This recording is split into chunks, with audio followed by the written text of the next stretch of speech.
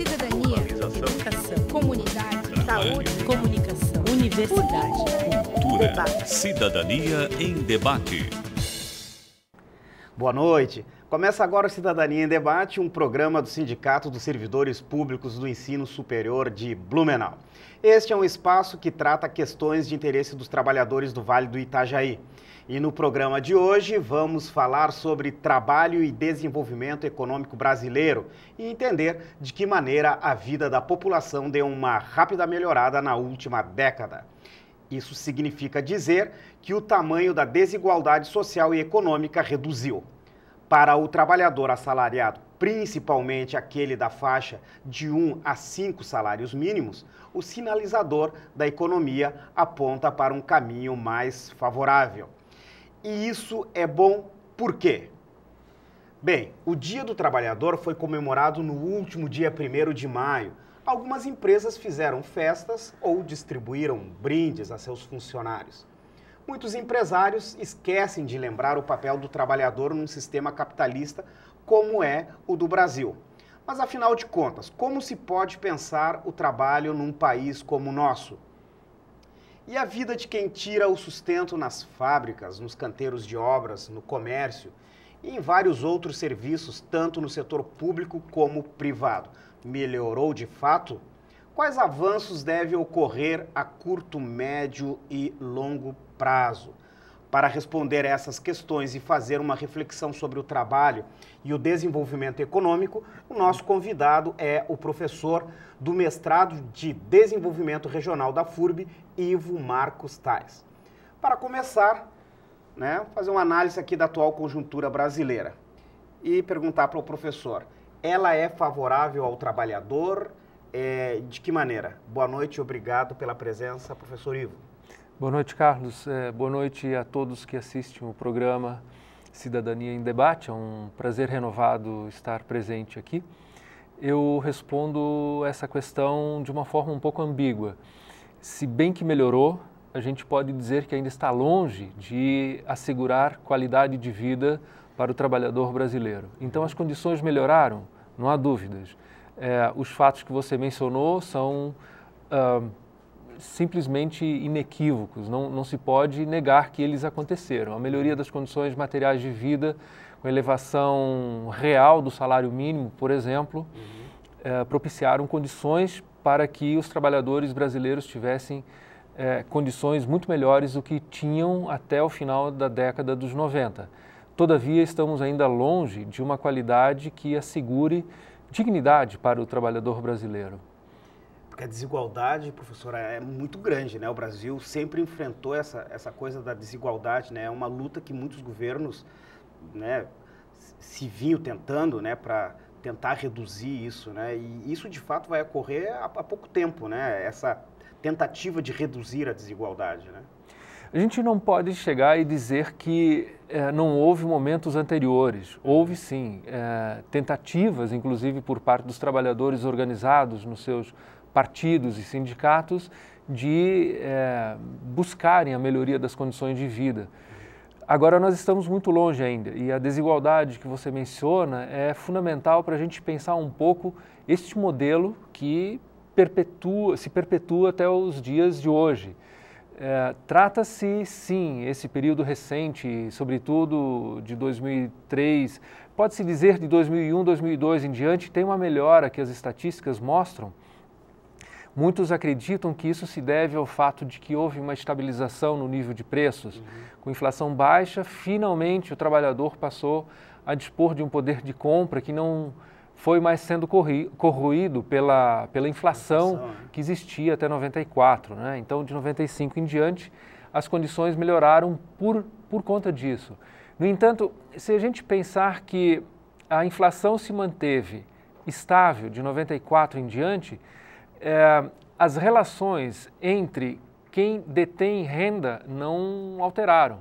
Essas condições significaram a permanência daqueles que tinham uma renda elevada antes, que oferiam uma renda elevada antes e continuaram oferindo rendimentos altos depois do processo de estabilização. Eu falo aqui do plano real, né? Então, o que acontece de ruptura?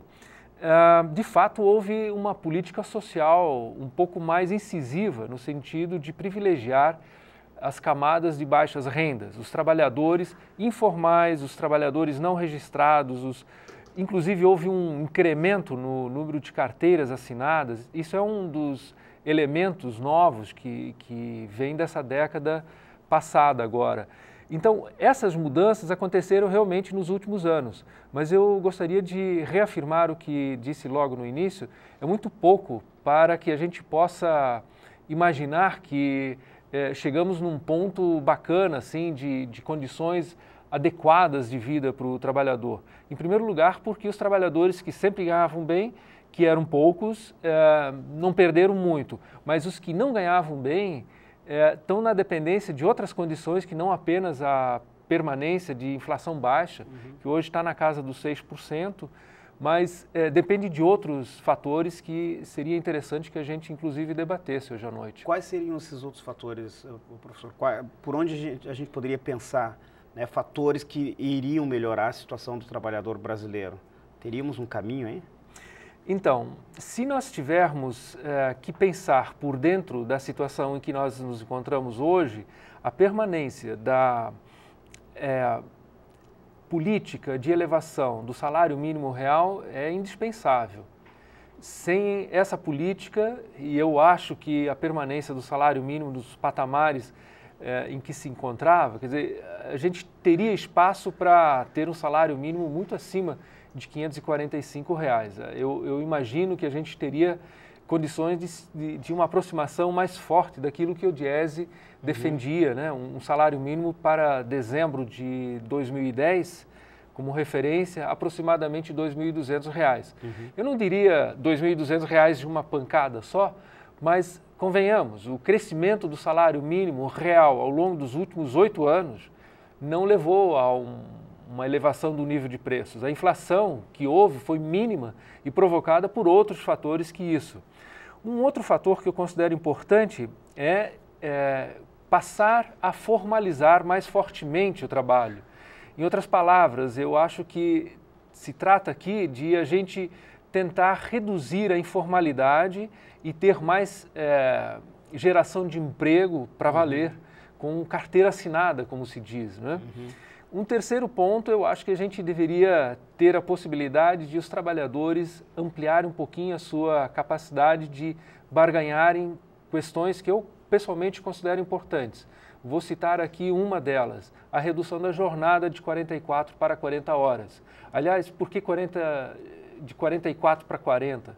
Acho que a gente poderia imaginar 40 horas em 2011, poderíamos pensar em 38 horas, talvez, para daqui a 2 anos, e assim progressivamente. Acho que mais gente poderia ser empregada e nós teríamos possibilidade de uma redistribuição de rendimentos entre capital e trabalho no Brasil que favorecesse mais aos trabalhadores. Enfim, são 3 fatores que eu citei, nós poderíamos ter, sem dúvida, outros fatores para adicionar a esse cardápio. A indústria hoje é o principal setor que tem os trabalhadores, ou nós temos outros, ou está se diluindo aí para serviços? Porque a indústria é forte ainda no Brasil, ou não, professor? Com certeza, a indústria emprega muitos trabalhadores, todavia o principal do contingente de trabalhadores está hoje empregado no terciário. São serviços, sobretudo, que propiciam um maior número de vagas, de postos de trabalho. Então nós temos uma distribuição que começa com o terciário, a indústria emprega bastante, mas não podemos esquecer que tem muitos trabalhadores ainda no setor rural, seja na pecuária, na agricultura, ou atuando em subsetores correlatos. O terciário, é preciso que a gente diferencie um pouquinho os trabalhadores mais e os menos qualificados. O processo de qualificação no trabalho, no terciário, ele permite para uma pequena parcela da população boas colocações, bons postos de trabalho e, portanto, bons rendimentos. Mas esses são poucos, são aqueles que têm um maior nível de estudo. Mas muitos dos postos de trabalho abertos no terciário são de baixa qualificação e, portanto, de rendimentos também bastante baixos. Quais seriam nos terciários? O que nós poderíamos incluir ali? Que tipo de trabalho vai para o terciário? Vamos lá, o bancário. O bancário é um tipo de trabalhador do terciário que tem uma qualificação intermediária. Muitas vezes ele tem mais do que o ensino médio, muitas vezes ele tem um ensino superior completo, alguns inclusive têm cursos de especialização. Existem no terciário todos os profissionais da área da educação, e aí são altissimamente qualificados. No entanto, como a gente tem a experiência pelo Brasil afora, são profissionais não tão bem remunerados, pelo menos não tão bem quanto as suas qualificações sugeririam, não é?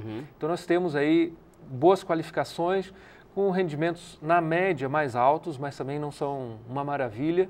Mas nós temos também trabalhadores no terciário que são atendentes de loja, de posto de gasolina, desse tipo de terciário, em que a qualificação requerida é mínima e, portanto, os rendimentos são correspondentemente baixos. Professor, a economia do Brasil, ela, a gente tem esses olhares, os números que ela deu uma melhorada e tal. Qual o setor que tende a crescer mais no Brasil daqui para frente? Tem um setor que sinaliza nesse sentido? Então, isso é uma incógnita porque depende um pouco de condições externas e das condições mesmas de nós atravessarmos um pouco o rescaldo da crise de 2008, 2009. Vamos lá, na economia internacional, nós temos a nosso favor um grande mercado que está disposto a comprar coisas que não necessariamente significam muito esforço de inovação, de ganhos de produtividade. Nós temos a China que está topando... precisando, né? Sim, mas está topando comprar o quê? Minério de ferro, produtos primários com pouco beneficiamento, não precisa agregar muito valor ao produto que é demandado pela China. E a China topa fazer negócio com a gente, mas a gente não precisa elaborar muito esse produto. De resto, o Brasil perdeu posições importantes nos últimos anos, tanto que o que ainda temos de relativamente positivo na balança comercial, isto é, nas exportações brasileiras, é o fato de que nós estamos conseguindo vender bem produtos primários e, sobretudo, da agricultura, produtos da pecuária também, enfim, subprodutos da pecuária e da agricultura que estão mantendo a nossa balança comercial positiva. Mas internamente nós temos outros fatores também. Eu acho que a indústria brasileira continua, como nas décadas passadas, sem muita coragem ou talvez sem muita vontade de inovar. E as grandes empresas que realmente inovam, que parecem estar despontando em alguma frente, são aquelas ou estatais ou empresas multinacionais. E as multinacionais inovam em casa, nas suas sedes. Então, por exemplo, a gente vai ver que tem bons produtos que circulam no mercado brasileiro, fabricados por empresas estrangeiras, mas as inovações são feitas em casa. Por exemplo, celulares, produtos celulares de telefonia, não são inovados, não é feita uma inovação na empresa instalada no Brasil. No Brasil se produz. Mesma coisa automóveis.